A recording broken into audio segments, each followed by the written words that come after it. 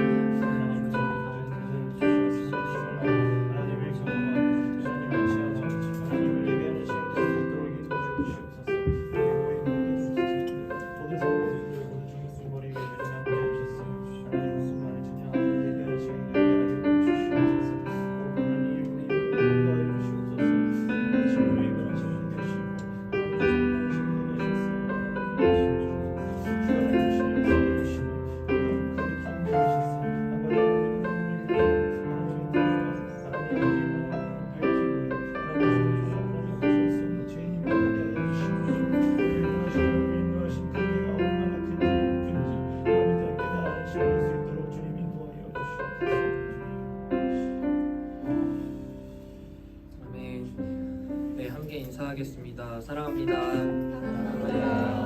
사랑합니다. 네, 우리가 저번 주까지 영접 감사 예배를 드리고 온 교회가 기쁨을 나눴습니다. 그 이후의 삶이 또 어땠는지 궁금합니다. 우리가 이제 세상 것을 등지고 이제 하나님 앞에 우리가 짐을 풀었습니다. 그 평안함이 우리에게 있습니다. 기쁘게 같이 찬양하도록 하겠습니다. 네.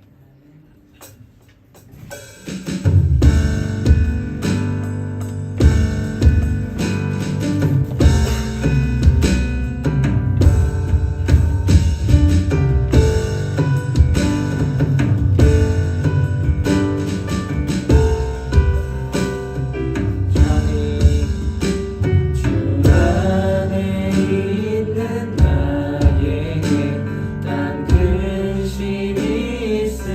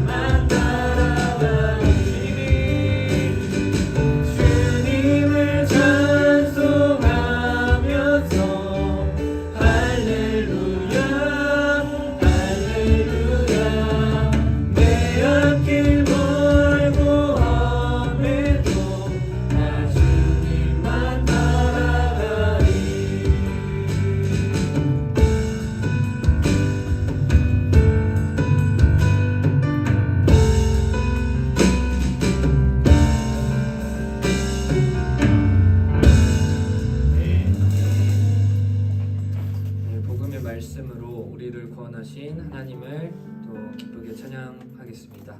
네. 박수 치면서 찬양하겠습니다.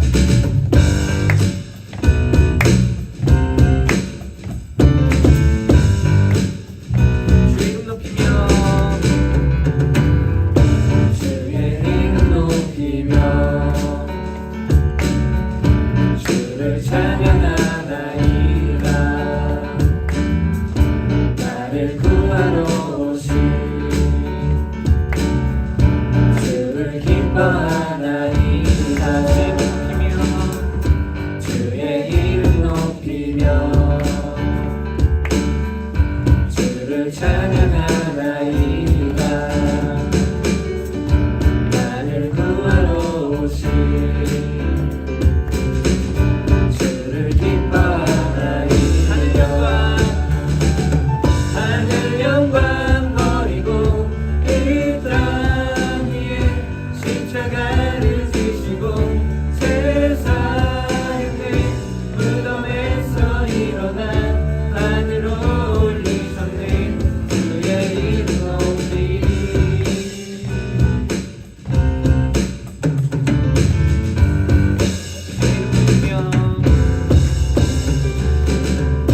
주의 이름 높이며 주를 찬양하나이다. 나를 구하러 오신 주를 기뻐하나이다. 주의 이름 높이며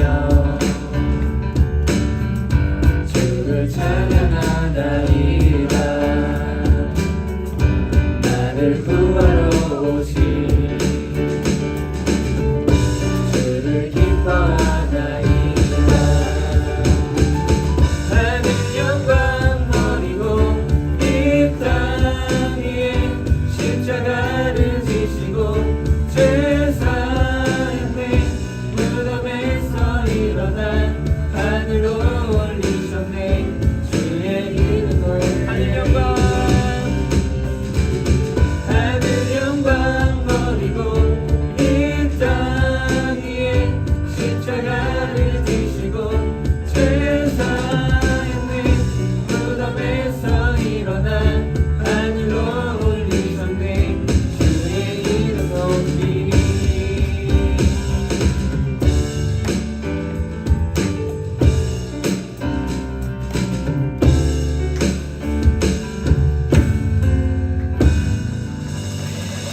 아멘. 네, 우리 같이 은혜 찬양하겠습니다.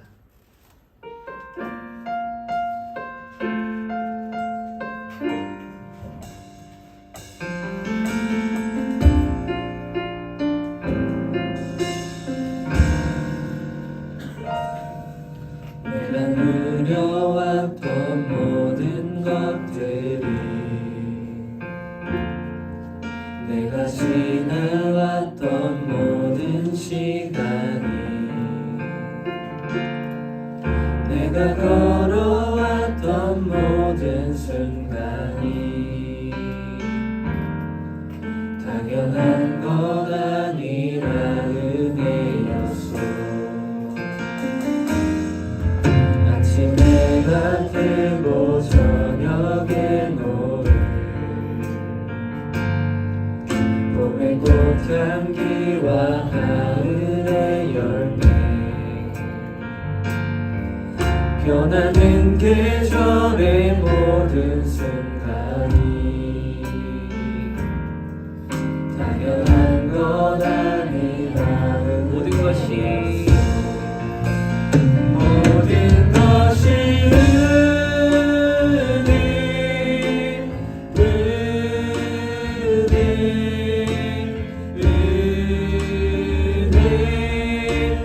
한없는 은혜 내 삶에 당연한 것 하나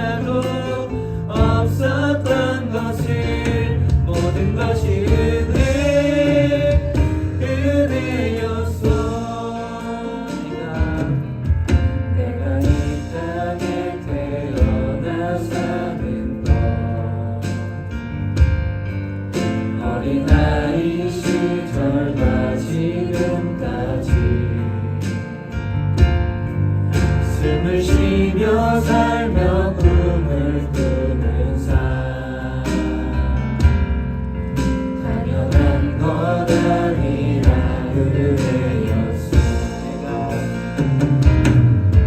내가 하나님의 자녀로 살며 오늘 찬양하고 예배하는 삶 복음을 전할 수 있는 축복이 당연한 것 아니라 은혜였어. 모든 것이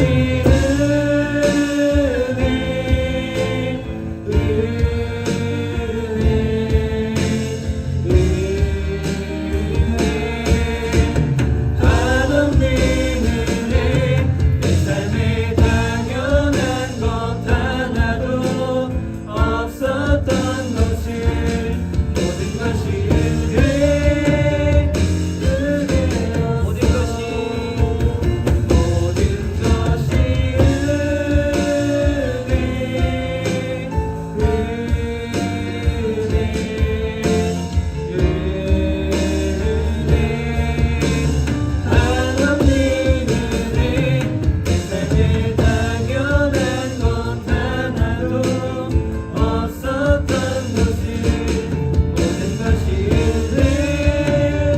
은혜였어.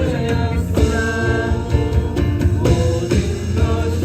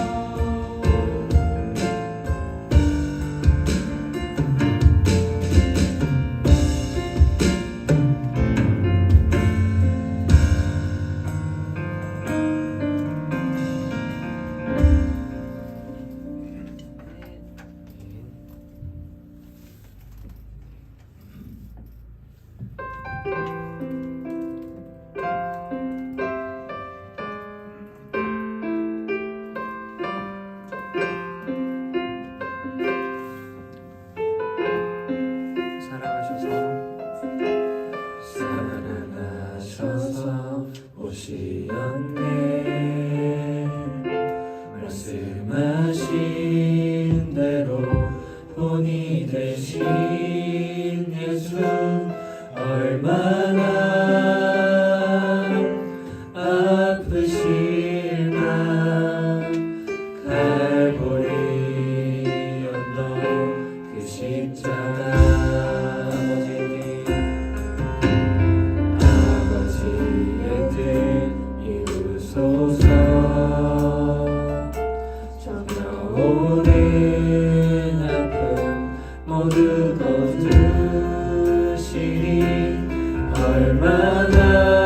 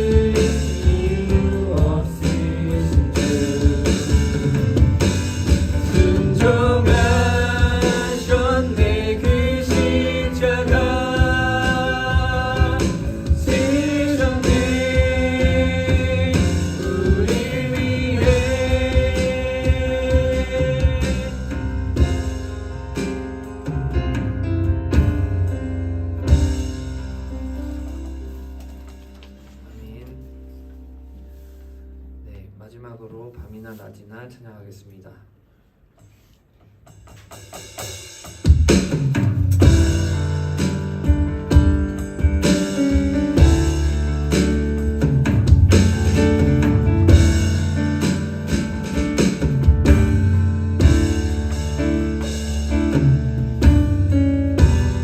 나의 소망 되신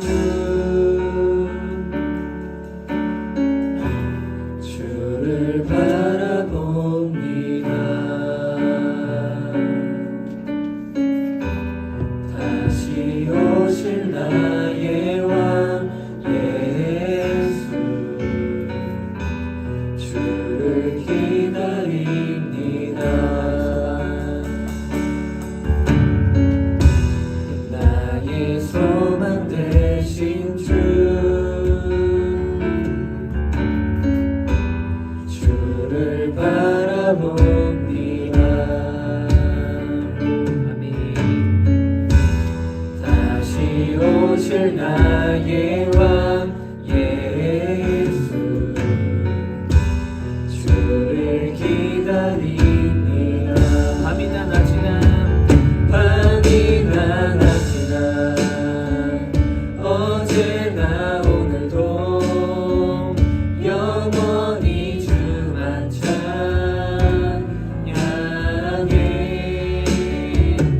괴롭고 슬플 때 낭만하여 넘어져도 언제나 주만 찬양하겠네. 밤이나 낮이나 어제나 오늘도 영원히 주만 찬양해. 괴롭고 슬플 때 낭만하여 넘어져도 언제나 주만 찬양하. 밤이나 낮이나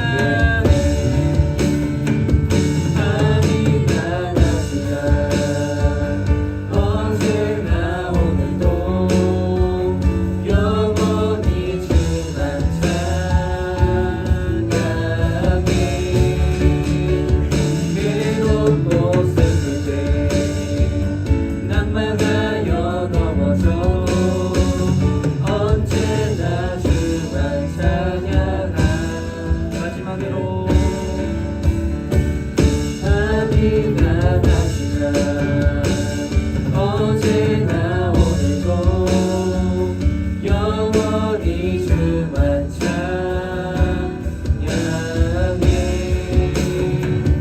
괴롭고 슬플 때 낭만하여 넘어져도 언제나 주만 찬양하겠네.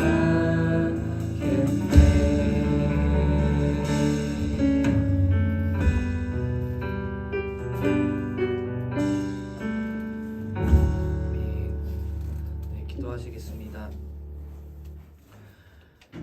하나님 아버지, 임마누엘의 하나님, 우리와 늘 함께하여 주시옵소서. 오늘 예배와도 함께하여 주시옵소서. 예수 그리스도의 이름으로 기도합니다. 아멘.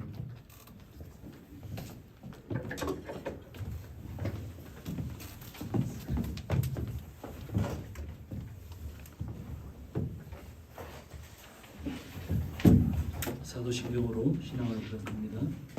전능하사 천지를 만드신 하나님 아버지를 믿사오며 그 외아들 우리 주 예수 그리스도를 믿사오니 이는 성령으로 잉태하사 동정녀 마리아에게 나오시고 본디오 빌라도에게 고난을 받으사 십자가에 못 박혀 죽으시고 장사한 지 사흘 만에 죽은 자 가운데서 다시 살아나시며 하늘에 오르사 전능하신 하나님 우편에 앉아 계시다가 저희로서 산자와 죽은 자를 심판하러 오시리라. 성령을 믿사오며 거룩한 공예와 성도와 서로 교통하는 것과 죄를 사해 주시는 것과 몸이 다시 사는 것과 영원히 사는 것을 믿사오나이다. 아멘. 송지연자님.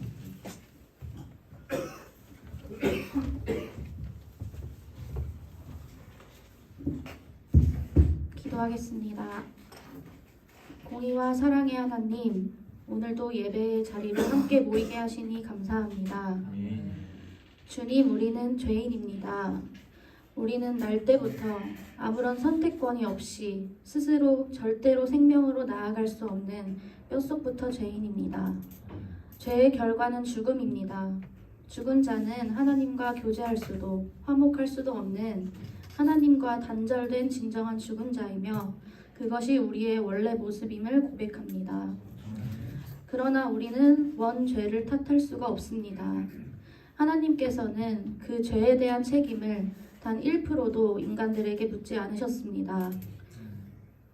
가장 사랑하는 아들 예수 그리스도를 화목제물로 보내셔서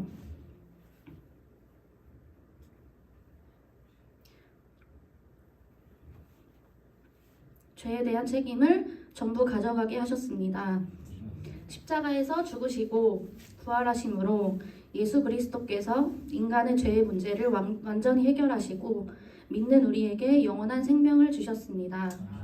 인간들의 모든 죄를 지고 가는 어린 양 예수 그리스도를 찬양합니다. 아멘. 우리의 노력이 아닌 오직 하나님의 은혜로 우리는 영원토록 하나님과 사랑하고 교제할 수 있게 되었습니다. 오직 주님께 감사와 찬양을 드립니다. 여전히 우리는 이 세상에서 주님을 누릴 수 있고 교제할 수 있는 특권을 얻었음에도 아직 옛 죄가 남아 있어서 하나님의 말씀보다 내 생각과 내 감정대로 살아갑니다. 삶에 대해 자족하지 못하며 감사하지 못하고 불평하고 걱정하기도 합니다. 이번 한 주 지었던 우리의 모든 죄를 주님 앞에 고백합니다. 회개함으로 돌이키겠습니다. 성령 하나님 늘 함께하여 주시옵소서. 우리는 내게 능력 주시는 자 안에서 모든 것을 할 수 있습니다. 궁핍해도 부족한 삶을 살아도 배불러도 굶주려도 풍족해도 주님 안에서 자족할 수 있습니다. 또한 주님 안에서 우리가 서로 사랑도 해보고 실패해보고 복음을 전해보고 나보다 남을 더 낮게 여겨도 보고 그것 또한 실패해보고 할지라도 우리는 만족한 삶을 살 수 있습니다. 왜냐하면 하나님께서 우리를 이끌어 가시고 우리는 그것을 믿기 때문입니다. 그렇기에 매 순간 다시 일어나 이 세상에서 당당하게 믿음의 삶을 살아가고 날마다 하나님을 예배하는 우리 모두가 되기를 기도합니다. 빛으로 부르신 우리 교회를 위해 기도합니다. 하나님의 마음이 우리 마음이 되어 한 손에는 복음을 들고 한 손에는 사랑을 들고 계속해서 주님의 빛이 흘러나가는 교회 되게 하여 주시옵소서. 서로 사랑하기를 힘쓰고 서로 사랑하는 삶을 실천함으로 하나님 나라를 꿈꾸고 소망하는 모든 성도들 되기를 기도합니다. 오늘 예배를 위해 기도합니다. 찬양과 말씀과 기도로 하나님을 만나는 시간입니다. 나의 모든 생각과 마음을 내려놓고 내가 아닌 오직 예수 그리스도만 드러나는 시간 되게 하여 주세요. 생명의 말씀을 듣습니다. 말씀 전하시는 서기동 목사님의 입술을 통해서 주님의 메시지가 밝히 전해지고 성령님께서 늘 함께 하셔서 말씀이 밝히 깨달아지는 시간이 되기를 기도합니다. 감사드리며 예수님의 이름으로 기도드렸습니다.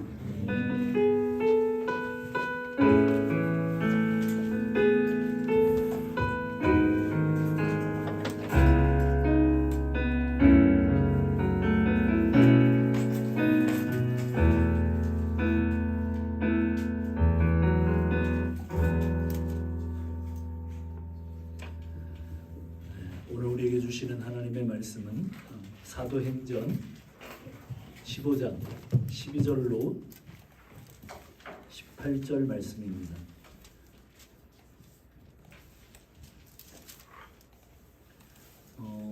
우리가 읽기는 지난주 본문인 11절부터 교독하겠습니다.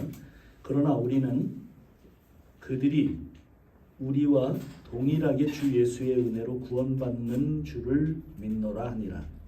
우리가 하나님께서 바나바와 바울이 하나님께서 그들로 말미암아 성령 중에서 하신 표적과 기사에 관하여 많은 것을 들었노니 말을 마침에 야고보가 대답하여 이르되 형제들아 내 말을 들으라. 하나님이 처음으로 이방인 중에서 자기 이름을 위하여 백성을 취하시려고 그들을 돌보신 것을 시므온이 말하였으니 선지자들의 말씀이 이와 일치하도다 기록된 바 이후에 내가 돌아와서 다윗의 무너진 성막을 다시 지으며 또 그 허물어진 것을 다시 지어 일으키리니 이는 그 남은 사람들과 내 이름으로 일컬음을 받는 모든 이방인들로 주를 찾게 하려 함이라 하셨으니 즉 예로부터 그것을 알게 하시는 주의 말씀이라함과 같으니라. 아멘. 기도하겠습니다. 하나님 감사합니다. 오늘도 저희가 함께 모여서 예배할 수 있는 특권을 허락하신 것을 인하여 감사합니다. 오늘 부족한 종의 입술을 통해서 하나님 말씀이 선포될 때 성령께서 인도하시기를 간절히 원합니다. 예수님의 이름으로 기도합니다. 우리 앞뒤 옆 사람하고 같이 한번 인사하겠습니다. 하늘 복 받으세요.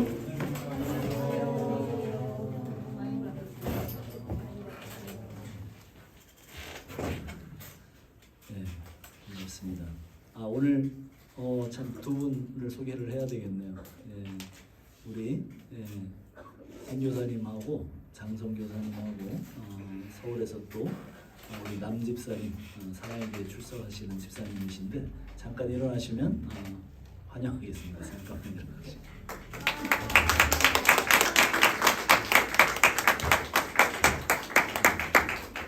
감사합니다. 이렇게 또 먼 걸음으로 방문해 주시고 같이 예배드릴 수 있게 돼서 참 감사합니다. 오늘은 말씀이 직접 바로 그 예루살렘 회의장으로 한번 들어가 봅시다. 우리 이제 한 2주 지났죠? 그래서 이제 3주 차인데 지난주 본문에 대해서 잘 이해하고 있을지 모르겠는데 자 예루살렘 회의장으로 한번 직접 들어가 봅시다. 거기에는 지금 이방인 구원의 문제를 놓고 율법과 할례를 받아 구원을 받을 수 있는가에 대한 문제를 누가 상정했어요? 누가 상정했을까? 자, 얼마나 설교를 지금 쫓아오고 있는지 누가 상정했어요? 예, 우리 목자들, 그렇죠, 안디옥 교인들, 역사에 밝은 우리 유인 자매가, 그렇죠, 안디옥 교인들이 누구를 파송했어요? 예루살렘 회의에 지금 바울과 바나바를 파송했어요. 그래서 지금 예루살렘 회의장에는 바울과 바나바가 있어요. 그들이 이야기를 했죠. 이렇게 해서 이방인들이 구원받았습니다. 그런데 거기에서 문제가 터졌어요. 어떤 문제죠? 바리새파 유대인들 중에서 예수를 믿은 사람들이 문제를 제기했어요. 그렇게는 안 된다. 율법을 지켜야 되고 할례를 받아야 구원을 받는다. 이 문제가 붙었어요. 그래서 지금 그 예루살렘 회의장은 막 시끄럽고 변론이 일어나고 우리나라 국회보다 훨씬 더 심하게 논쟁이 벌어지고 있었어요. 그런데 거기서 누가 또 누가 있어요 거기? 지금 우리 본문의 마지막 베드로가 일어나서 지금 어떻게 이방인들이 구원을 받게 됐는지 거기에서 일어나서 소견을 발표가 막 끝났습니다. 그리고 또 한 사람이 더 보이죠. 12사도도 있고 거기에 야고보 사도라고 하는 분이 거기에 보입니다. 지금 거기에 그렇게 이제 막 베드로가 소견 발표가 끝났어요. 그리고 우리가 읽은 본문 12절이 한번 12절을 읽어봅시다. 12절 시작. 우리가 가만히 있어 바나바와 바울이 하나님께서 자기들로 말미암아 이방인 중에서 행하신 표적과 기사에 관하여 말한 바를 보여주고 온 무리가 가만히 있었다고 합니다. 온 무리가 가만히 있었대요. 그렇게 시끄러웠었잖아요. 왁자지껄하고 서로 변론하며 온 무리가 그렇게 설왕설래했는데 왜 갑자기 잠잠해졌어요? 베드로가 이방인 고넬료와 그의 가족들에게 복음을 전하기를 전후해서 경험했던 표적과 기사와 성령의 임재를 말했기 때문에, 그리고 결론 짓기를 이방인들이 구원을 받을 때 그들이 할례를 했거나 우리처럼 할례를 했거나 또 우리처럼 모세 율법을 지켜서 하나님께서 구원하신 것이 아니라 그들이 그런 어떠한 조건도 가지고 있지 않을 때 우리에게 오순절에 하나님의 은혜로 성령이 임하여 우리가 온전히 은혜로 구원받은 것처럼 그들도 주 예수의 은혜로 구원을 받은 것이다. 이렇게 말했을 때 모든 무리가 정말 쥐집은 듯이 조용해졌어요. 우리 한국 교회는 130여 년 전에 선교사들이 들어왔습니다. 정말 많은 선교사들이 들어와서 이 땅을 위해서, 복음을 위해서 순교하고 피를 흘렸습니다. 그들이 들어와서 처음에 한국 교회가 탄생을 할 때 그들이 전도를 하면서 교회에 오는 사람들에게 침례나 세례를 주면서 약속을 한 게 있어요. 4가지. 뭘까요? 교회에 다니는 사람들은 술을 마시면 안 된다. 2번째, 담배를 피면 안 된다. 3번째, 축첩을 하면 안 된다. 축첩이 뭔지 아세요? 예, 이렇게 여러 명의 아내를 또 첩으로 거느리는 그 양반 사회의 그 예전의 그 흐름 가운데. 자, 그리고 또 하나는 뭐예요? 노름을 하면 안 된다. 보니까 선교사들이 와서 보니까 10대 소년이 담배를 곰방대를 이렇게 늘어뜨리고 담배를 펴요. 그러면 그 진액이 필터도 없는데 어떻게 되겠어요? 뼈가 녹아요. 조선 사람들이 그렇게 살고 있더라는 거예요. 그리고 농한기 되면 술 마시고, 술을 어느 정도로 마시냐면 너무나 술을 많이 마셔가지고 거의 알코올릭에 가까워. 남자들은 일을 안 해요. 다 여자들 일 시키고 뭐 그런 세상이었던 거예요. 그리고 어떻게 해요? 뭐 노름해서 막 자기 딸도 팔아먹고 아내도 팔아먹고 그런 지경에 이르르고 네. 뭐 아주 심각한 그런. 그래서 이 나라가 이래서 망한다. 그래서 교회를 올 때 이거를 다 정리를 해야 된다. 정말 구원은 이거를 정리하는 거다. 이렇게 시그널을 줬어요. 어떻게 됐을까요? 그래서 한국 기독교는 예수 믿는다고 고백하는 것과 금주, 금연, 축첩 금지, 노름 금지가 동일선상에 놓이게 됐어요. 예수 믿을 때 율법이 된 거예요. 한 세대가 지나자 그것은 조국 교회의 금과 옥조가 됐어요. 제가 나이 어릴 때 15살부터 예수를 믿기 시작 50년 전 일이에요. 그때는 적어도 교회를 다니는 사람, 예수 믿는 사람 그러면 세상 사람들도 이 4가지를 하지 않는 사람들이라고 인식을 했어요. 마치 오늘 본문에 바리새파 예수 믿는 형제들처럼 예수를 믿으면 할례도 받아야 하고 모세율법도 지켜야 구원을 받는다. 그렇게 구원의 당연한 조건으로 생각을 했던 겁니다. 제가 젊은 시절 목회할 때 수많은 청년들이 담배 냄새 날까봐 교회 올 때 칫솔질을 몇 번씩 하고 왔어요. 담배 피는 친구들 많았죠. 태반이었어요. 그리고 또 당연히 술을 마신 날은 교회를 오지 못했어요. 술, 담배가 교회를 출석하고 예수를 믿는 일에 사실은 발목을 잡은 거죠. 반석 형제가 24를 전후해서 자기가 쭉 다니고 있던 교회를 떠나게 된 이유가 어저께 알게 됐는데, 길거리에서 담배를 딱 이제 고등학교 졸업 무렵에 딱 피우고 있는데 그 교회에서 제일 무서운 그런 분들이 꼭 교회에 있잖아요. 장로님이나 권사님들 중에. 근데 그 권사님 정말 무서운 두려운 존재인 그 권사님한테 딱 걸렸대요. 길에서 딱 가다가 딱 걸려가지고 이제 그 다음부터 교회를 나가기가 무서운 거예요. 내가 담배를 폈는데 저분이 뭐라 그럴까? 저 무서운 분이 나한테 도대체 무슨 얘기를 할까? 그래서 교회를 이제 빠지기 시작하고 그것이 쭉 교회를 안 나가게 된 계기가 된 거죠. 자, 봅시다. 술, 담배가 구원보다 중요하겠습니까? 술, 담배가 예수 믿는 것과 무슨 관련이 있습니까? 복음이 뭐예요? 복음은 내가 하고 안 하고 하는 어떤 행동이 아닙니다. 복음은 우리에게 들려진 예수님이 행하신 일들이에요. 베드로는 내가 복음을 전하는데 이방인들은 할례도 안 받았고 모세율법을 전혀 모르는 사람들이었는데 우리가 믿을 때 받은 성령이 동일하게 그들에게 임하더라. 이렇게 얘기를 한 거예요.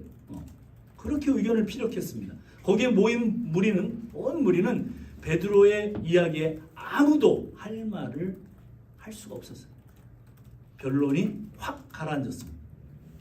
그리고 무거운 침묵이 흐르고 있을 때 그 기회를 놓치지 않고 바나바와 바울이 하나님이 자기들을 통하여 이방 사람들 가운데 행하신 온갖 놀라운 표적과 기사들 거기서 말하기 시작합니다. 왜 그들이 표적과 기사를 중심으로 말하기 시작했을까요? 그거는 이유는 한 가지죠.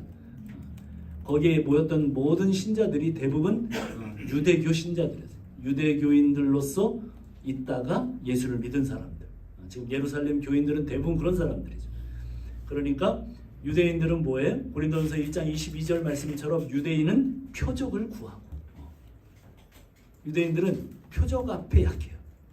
그러니까 자기들이 경험했던 그 표적과 기적 그런 사건들을 중심으로 이야기를 꾸려 나갔어요.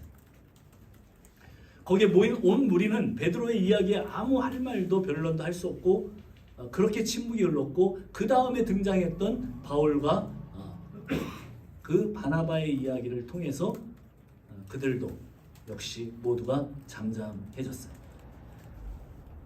조용히 그들의 이야기를 들었습니다. 거기에 모인 모든 사람들이 바나바와 바울의 놀라운 표적과 기사를 끝까지 경청하고 들었는데 그들의 이야기가 끝나자 야고보가 뭐라고 이야기합니까? 내 말을 들으라. 자, 야고보가 누굽니까? 우리 오늘 성경 잼민이들인 동일 뭐 이게 창동 다 안 왔어요. 예수 믿는다고 이제 고백하고 간증하고 오늘 못 왔어요. 서울에서 일이 있어서 그럴 거예요. 그렇지만 여기도 여전히 우리 제욱 소연 이 잼민이들을 위해서 이 야고보가 누군가 설명이 필요하죠. 이 야고보는 복음서에 집중적으로 등장하는 수제자 그룹인 베드로, 요한, 야고보 그 야고보가 아니에요. 그 수제자 그룹에 있던 그 야고보가 아닙니다. 사도행전 12장 1절에서 2절에 보면은 예수님의 12 제자이고 요한의 형제였던 야고보는 헤롯 아그리빠에게 처형이 되어 죽습니다. 그렇죠? 우리가 들었었죠?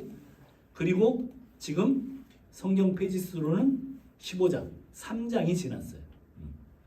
그런데 3장 사이의 간격의 시간으로는 10년 이상의 세월이 흘렀습니다. 예수님 12제자 중 한 명이었던 그 야고보는 순교한 지 10년이 흘렀습니다.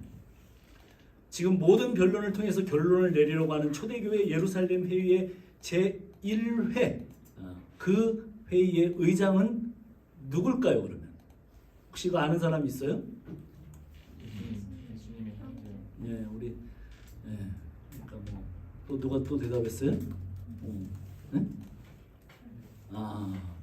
그 부부가 역시 네, 맞아요. 누구냐면 성경에 나오는 야고보서를 쓴 사람이에요. 그 사람은 누구냐면 예수님의 친동생이에요. 예수님의 그 친동생들이 있죠. 육적인 동생들. 예수님은 물론 동정녀 탄생을 하셨지만 어쨌든 마리아와 요셉 사이에 태어난 자식들이 있어요. 그 중에 한 사람이에요. 그래서 그가 지금 의장을 맡고 있어요. 친동생 야고보는 사실은 처음에는 복음서에 보면 요한복음까지 예수님을 안 믿어요. 그런데 예수님의 부활을 목격하고 그는 오늘 본문에서 예루살렘 교회를 대표하는 지도자가 되어서 이 심각한 구원에 대한 의견 그 안건을 다루고 있는 사람이 되어 있어요. 야고보가 뭐라고 결론을 내리고 있습니까? 이건 한번 읽어봅시다. 19절이에요. 19절 한번 읽어봅시다. 시작.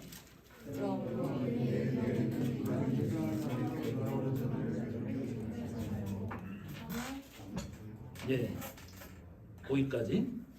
그러므로 내 의견에는 이방인 중에서 하나님께로 돌아오는 자들을 괴롭게 하지 말고, 예, 이렇게 이제 결론을 내립니다. 그 전에 이제 그것을 증명하려고 성경을 이야기하죠. 거기에 누가 되었다고 얘기를 합니까? 한번 보세요. 14절을 한번 또 읽어봅시다. 14절 시작.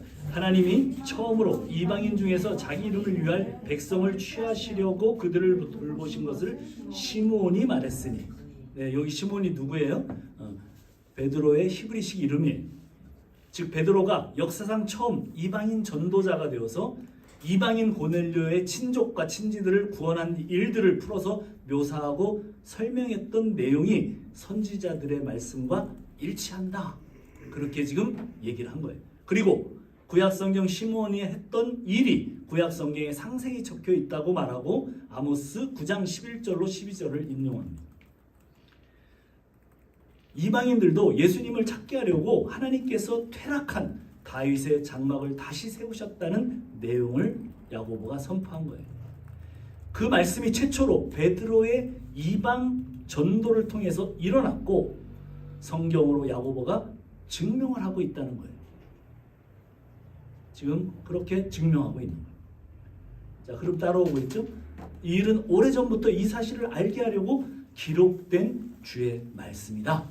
하나님의 말씀에 베드로, 바울, 바나바의 체험을 뒷받침하고 있다고 확증한 거예요. 하나님의 말씀을. 그래서 19절에는 이제 마지막 결론적으로 내 의견에는 이렇게 나갑니다. 거기 개역 개정에 번역된 헬라어 단어는 내 의견이라는 그 두 단어는 뭐냐면 에고 크리노예요. 에고, 여러분 에고라는 단어는 들어봤죠? 헬라어에도 에고이즘, 이기주의자 뭐 이런 거잖아요. 에고. 그 다음에 나오는 크리노는 사실은 여기에서는 어떻게 번역됐어요? 의견이라고 번역됐어요. 근데 의견이라기보다는 뭐냐면 정죄하다, 판결하다, 결론을 내리다, 선고하다. 법적으로는 판결하다는 의미예요. 그렇죠? 그러면 개역 개정의 번역이 약간 아쉽죠. 야고보가 마지막 한 말은 그냥 개인적인 내 의견 정도가 아니라 이 예루살렘 교회 제1회 종교회의에서 정말 가장 중요한 이 안건 구원은 어떻게 얻는가에 대한 야고보의 개인 의견이 아니고 최종 판결 선고 같은 날 내가 최종 판결을 내리겠다는 뜻입니다. 자, 야고보가 뭐라고 판결합니까? 이방인 중에서 하나님께로 돌아오는 자들을 괴롭게 말라. 이렇게 판결합니다. 아주 명확하게 그렇게 얘기합니다. 팀 켈러가 이렇게 얘기했습니다. 복음은 좋은 충고가 아니라 좋은 소식이다. 굿 어드바이스가 아니라 굿 뉴스라고 했습니다. 우리가 행하는 것이 아니라 우리를 위해 행해진 무엇이다 라는 거예요. 복음은 기쁜 소식이다. 그리고 구원은 그리스도가 해놓으신 것들을 내가 받아들이는 것이다. 그렇게 말했어요. 그 소식이 뭐예요? 네, 우리가 10주 동안 계속 들었던 그 얘기. 예수 그리스도께서 우리 죄를 위하여 십자가에서 피를 흘려 화목제물이 되셔서 우리 모든 죄를 사하셨다는 사실을 믿음으로 받아들이는 사람에게 죄 없다 하시고 하나님의 자녀로 입양해 주셨다는 소식이에요. 그리고 그것이 움직일 수 없는 사실이며 진림을 증명하시기 위해서 사흘 만에 무덤에서 부활하셔서 하나님의 아들로 확정하신 것 뿐만 아니라 제자들을 고아와 같이 버려두지 않기 위해서 오순절 성령으로 강림하셔서 제자들을 성령으로 침례하셔서 교회가 탄생하게 된 것입니다. 그 교회 안에서 구원받은 하나님의 백성들이 서로 사랑하고 서로 끌어주고 밀어주면서 하나님의 나라를 맛보며 살게 하셨습니다. 그 소식이에요. 여기에 하나님의 구원의 여정에 인간의 노력, 인간의 율법, 인간의 경건 들어갈 자리가 없습니다. 그냥 하나님의 은혜로, 주 예수의 은혜로, 성령의 은혜로 이루어졌습니다. 예수님의 동생 야고보는 이방에서 하나님께서 돌아오게 하신 사람들에게 할례나 모세율법을 지켜야 하고 경건을 힘쓰고 훈련하는 것으로 구원받는다고 가르치는 것은 주님의 십자가와 부활의 은혜를 헛되게 하는 것이다 라고 명확하게 결론을 내린 거예요. 2주에 걸쳐서 구원 간증을 한 우리 9명의 청년들, 젊은이들, 자신들이 구원을 위해서 무엇을 했습니까? 그들은 다만 예수께서 행하신 일들을 믿음으로 받아들이고 하나님의 은혜에 거하게 된 거예요. 사도행전 15장 11절, 그 베드로의 말씀이 완전한 말씀이죠. Only grace. 솔라 그라티아. 오직 은혜로. 이것은 16세기에 그 종교 개혁자들이 내건 캐치프라이드가 아니에요. 그것은 이미 2000년 전에 베드로가 분명하게 얘기를 했어요. 오직 주 예수의 은혜로. 그게 우리에게 주어진 구원이에요. 우리가 무엇을 해서가 아니에요.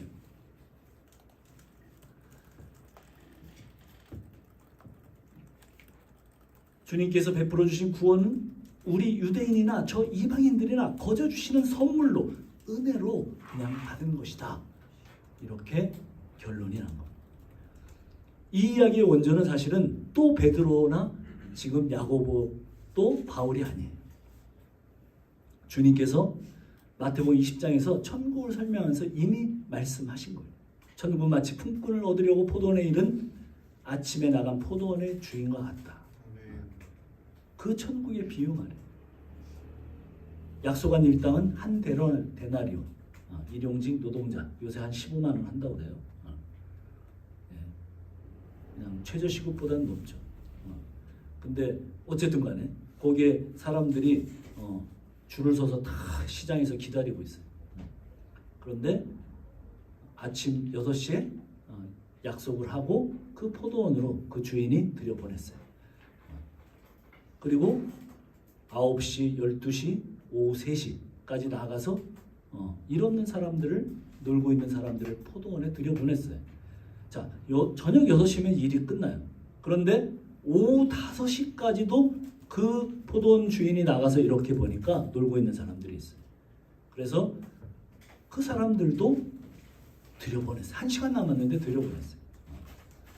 주님께서 계속 살피러 온 거죠.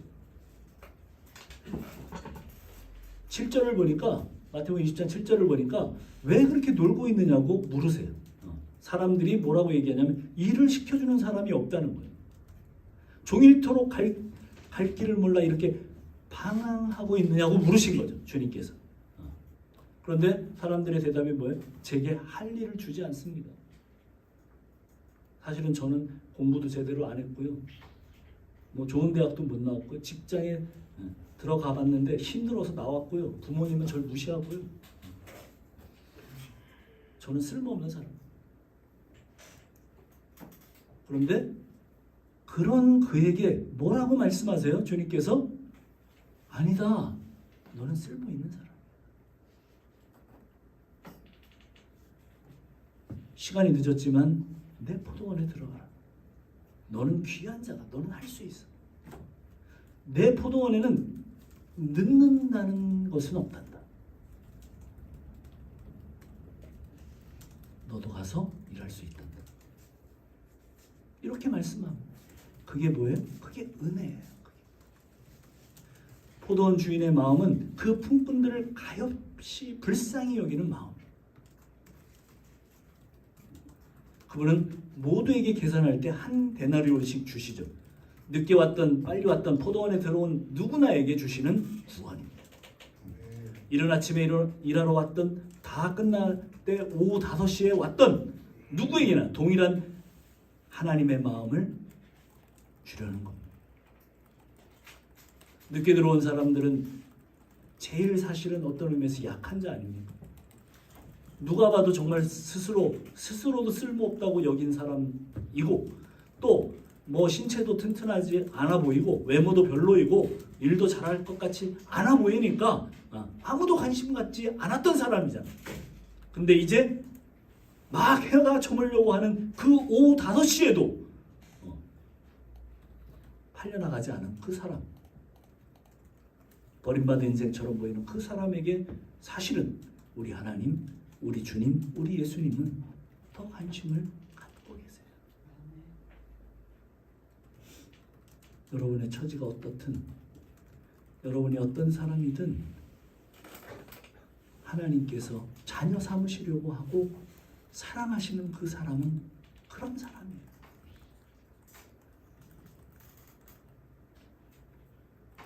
무능하다고 손가락받던 사람을 쓸모있는 인생으로 여겨주시는 것이 하나님의 마음이고 이방인들을 거저 불러주시는 은혜예요. 그리고 오늘 교회가 어떤 마음을 품어야 될 것 같아요? 그런 마음을 품어야 돼요. 여기 왔는데도 똑같이 비교되고 경쟁되고 뭘 잘하고 못하고 능력 있고 없고 이걸로 판단되어지면 안 돼요. 우리 교회 오는 젊은이들 전부 다 내가 먼저 자리 잡고 있는 사람들은 언제나 이 주님의 마음, 이 하나님의 마음으로 이제 막 오고 있는 사람들을 그렇게 바라봐요. 저 인간도 그렇게 바라봐요.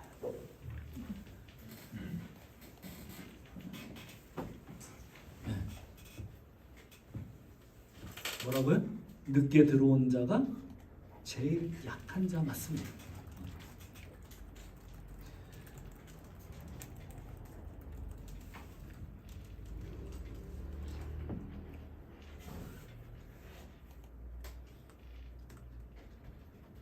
바울은 이후에 깨닫고 로마서를 집필하는 가운데 로마서 3장 24절에서 이렇게 기록하고 있습니다. 그리스도 예수 안에 있는 구속으로 말미암아 하나님의 은혜로 값없이 의롭다 하심을 얻은 자 되었느니라 라고 말합니다. 웨스트민스터 설교자였던 마틴 로이드 존스 목사님이 이 구절을 가지고 마지막 고별 설교를 그의 생애 가운데 이렇게 했습니다. 제가 축약해서 한번 읽어보겠습니다. 기독교는 내가 무엇을 행하느냐, 행하지 않느냐의 문제가 아닙니다. 기독교는 내가 다른 사람들보다 얼마나 더 나아지느냐의 문제가 아닙니다. 기독교는 이전보다 얼마나 더 변화되었고 나아졌냐의 문제도 아닙니다. 기독교는 절대로 그런 것이 아닙니다. 그러므로 그 모든 것을 잊고 그리스도를 바라보십시오. 그러면 그분의 흠없고 완전한 의가 보일 것입니다. 여러분이 그분을 믿으면 그분의 의가 여러분에게 주어지고 여러분은 그분의 의를 입게 될 것입니다. 복음으로 시작된 신앙생활이 뭐냐? 율법을 의지하는 삶, 즉 내가 내 의를 이루어 가려고 율법을 지킴으로 이루어내려는 구원의 그 신앙이 아닙니다. 자격 없는 자에게 주어지는 그분의 피, 십자가의 생명을 내어주신 그분의 보혈을 힘입는 거예요. 그래서 우리가 애쓸 것이 없다는 것이 그게 맞는 얘기예요. 신앙 안에서 우리가 애쓸 것이 없어요. 이 세상에서 모든 사람은 부족을 느낍니다. 돈, 건강, 관계 그런 것들 때문일까요? 예, 피상적으로는 그렇습니다. 그러나 인간의 진정한 부족은 뭐예요? 생명입니다. Life, 생명입니다. 영원한 하나님의 생명과 끊어져 있기 때문에 오는 부족이에요. 하나님을 떠나 독립하려고 선악과를 따먹은 인류에게 죄가 들어왔다면 은혜라는 것은 십자가를 통해서 그분과의 관계가 회복되는 것을 말합니다. 그리고 그 일을 위하여 예수님은 자기의 피를 대가로 지불하고 우리의 노예 상태에서 속량하신 것, 우리를 구원해 주신 것, 그 은혜. 그래서 그 은혜는 관계 회복의 문제예요. 여러분, 교회에서 이걸 붙들어야 돼요. 다른 걸 붙드는 게 아니라 이걸 붙들어야 돼요. 내가 무너져 있습니까? 다시 이걸 붙들어야 돼요. 다른 걸로 회복이 안 돼. 이걸 붙드는 거예요. 저는 오늘 말씀을 통해서 이 관계를 붙드는 사람들이 되어지기를 바랍니다. 어떻게 붙듭니까? 주님께서 이뤄놓으신 일들을, 그 은혜를 그대로 받아들이는 것. 이 은혜가 다시 한번 우리를 새롭게 하는 시간이 되기를 축복합니다. 우리 같이 기도하겠습니다.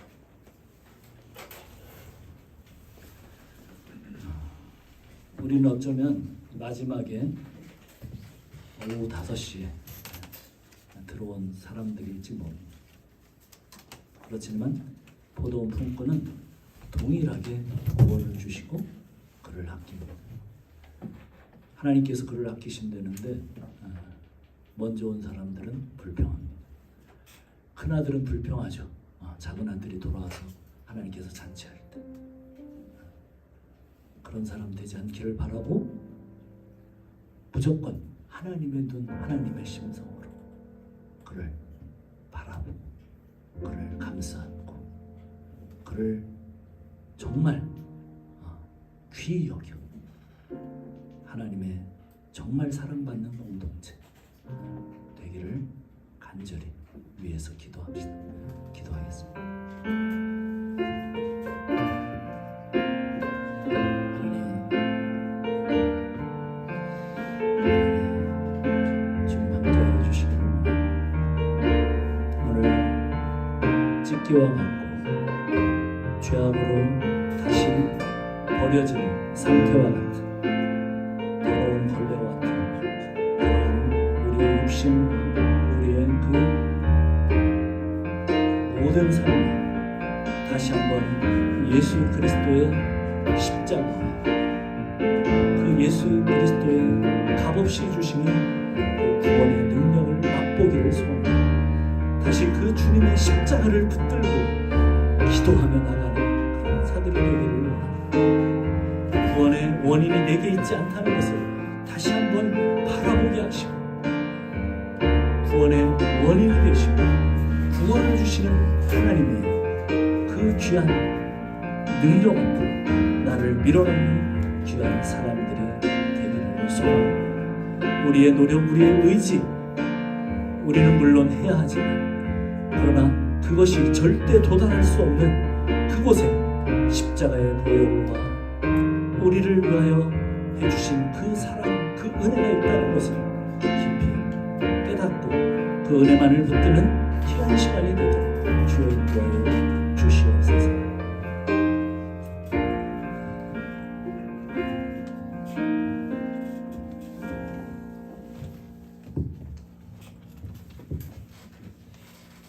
네, 함께 섬기는 것에 필요가 없습니다. 나는 주를 섬기는 것에 나는 주를 섬기는 것에 후회가 없습니다. 찬양하도록 하겠습니다.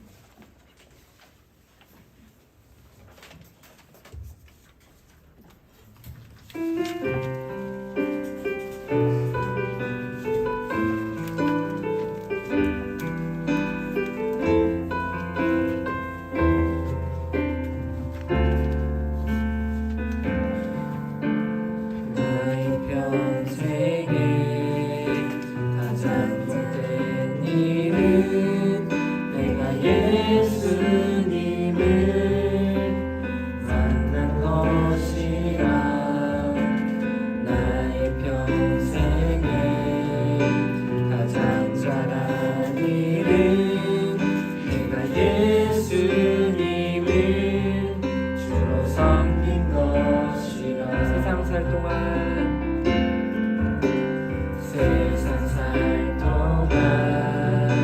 내가 걷는 길이 때론 험하여서 넘어질 때도 주의 강한 손이 나를 붙드시니 나는 예수님만 주로 섬기며 살리. 예수님만 주로 섬기며 살리. 나는 주를 섬기는 것에 나는 주를 섬기는 것에 후회가 없습니다. 내가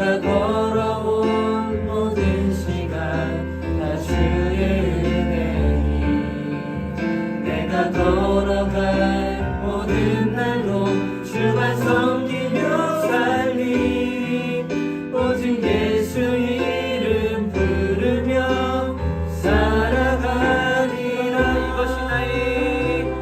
이것이 나의 간증이요. 아멘. 이것이 나의 찬송일세. 나 사는 동안 끊임없이 구주를 찬송하리.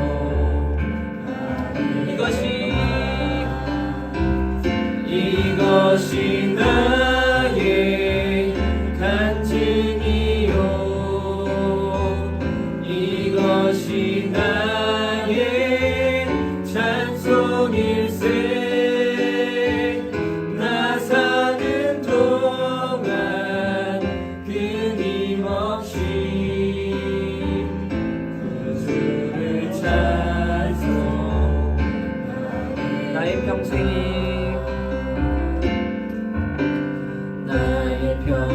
평생에 가장 복된 일은 내가 예수님을 만난 것이라. 나의 평생에 가장 잘한 일은 내가 예수님을 주로 섬긴 것이라. 세상 살 동안 내가 걷는 길이 때론 험하여서 넘어질 때도 주의 강한 손이 나를 붙드시니 나는 예수님만 주로 섬기며 살리. 나는 주를 섬기는 것에 나는 주를 섬기는 것에 후회가 없습니다. 내가 걸어온 모든 시간 다 주의 은혜니. 내가 걸어갈 모든 날도 주만 섬기며 살리 오직 예수 이름 부르며 살아가리라. 이것이 나의 간증이요. 이것이 나의 찬송일세. 나 사는 동안 끊임없이 구주를 찬송. 마지막으로 찬양하겠습니다. 이것이 나의 간증이요. 이것이 나의 찬송일세. 나 사는 동안 끊임없이 구주를